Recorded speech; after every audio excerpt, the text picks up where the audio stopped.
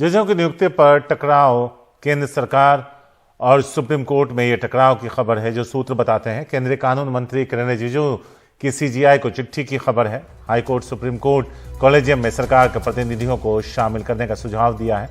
केंद्र सरकार के प्रतिनिधियों को सुप्रीम कोर्ट कॉलेजियम में जगह मिले, यानी शामिल किया जाए।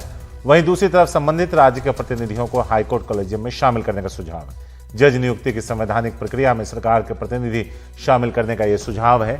यह पारदर्शिता और सार्वजनिक जवाबदेही के संचार के लिए जरूरी, ऐसा कहा गया है। यह सुझाव एनजेएसी को पिछले दरवाजे से लाने की कोशिश है, सुप्रीम कोर्ट कॉलेजियम का यह कहना है। आशीष भार्गव जो हमारे सीनियर लीगल एडिटर हैं, उन्होंने उस पर एक पूरी रिपोर्ट दी है, आइए वो दिखाते हैं।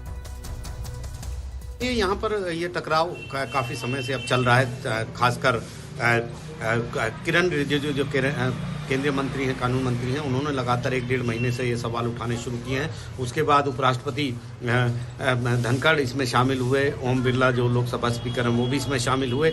हालांकि सुप्रीम कोर्ट लगातार अपनी बात पर अड़ा हुआ है। वो प्रशासनिक तरीके से भी और जुडिशियल तरीके से भी वो आदेश पारित करता रहा है। सुप्रीम कोर्ट ने कुछ दिन पहले एक आदेश पारित किया था और बार बार ये कहा था अटॉर्नी जनरल को कि वो जो संवैधानिक पदों पर जो बैठे व्यक्ति हैं उनको राय दें, उनको अपनी ओपिनियन दें, उनको समझाएं कि वो न्यायपालिका के खिलाफ इस तरह बयान ना दें। और जब तक कॉलेजियम इस देश का कानून है, केंद्र सरकार को उसका पालन करना होगा। तो निश्चित तौर पर एक ऐसी स्थिति है जहां पर टकराव साफ तौर पर नजर आता है जजों की नियुक्ति को लेकर। लेकिन कहीं ना कहीं सुप्रीम कोर्ट ये मानता है कि जिस तरह का ये सुझाव दिया गया है केंद्रीय मंत्री द्वारा, वो कहीं ना कहीं एनजेएसी जो रद्द कर दिया गया था जजों की नियुक्ति को लेकर जो कानून है, उसी को बैकडोर एंट्री एक बार फिर दोबारा से कराने की कोशिश है। लेकिन जो केंद्र सरकार है वो लगातार ये बात कह रही है कि सुप्रीम कोर्ट के जजों ने सवाल पहले से उठाए हैं।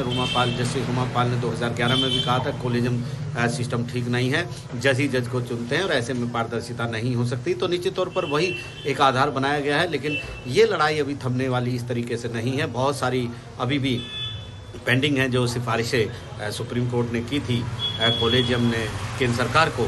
हालांकि पिछली सुनवाई में अटॉर्नी जनरल ने कहा था कि 110 में से 44 सिफारिशों को 3 दिनों के भीतर लागू किया जाएगा, मंजूरी दी जाएगी, और कुछ सिफारिशों को मंजूरी दी भी गई है। तो निश्चित तौर पर ये जो टकराव है ये अभी थमने वाला दिख नहीं है। टकराव अगर देखें तो कोई नया नहीं है। 2014 के बाद से ये टकराव शुरू हुआ, जब मोदी सरकार कानून लेकर आई अगस्त में ही। एनजेएसी यानी जजों की नियुक्ति को लेकर एक आयोग बनाने की बात थी, नेशनल जुडिशियल अपॉइंटमेंट कमीशन इसका नाम था। और इसमें सीजीआई, 2 वरिष्ठ जज, केंद्रीय मंत्री और 2 एमिनेंट पर्सन जो जोड़ने की बात थी। 2 प्रख्यात शख्सियत जो प्रधानमंत्री और एलओपी के विचार विमर्श से जोड़ी जानी थी। लेकिन केंद्र सरकार के इस पूरे एक्ट को 2015 में 5 जजों के संविधान पीठ ने रद्द कर दिया था। और ये तभी से किसी न किसी रूप में कम या ज़्यादा तौर पर आता रहा है। और एक बार फिर अब जो है केंद्र सरकार की ओर से कॉलेजियम पर जो प्रहार है वो काफ़ी बढ़ गए हैं पिछले कुछ दिनों में।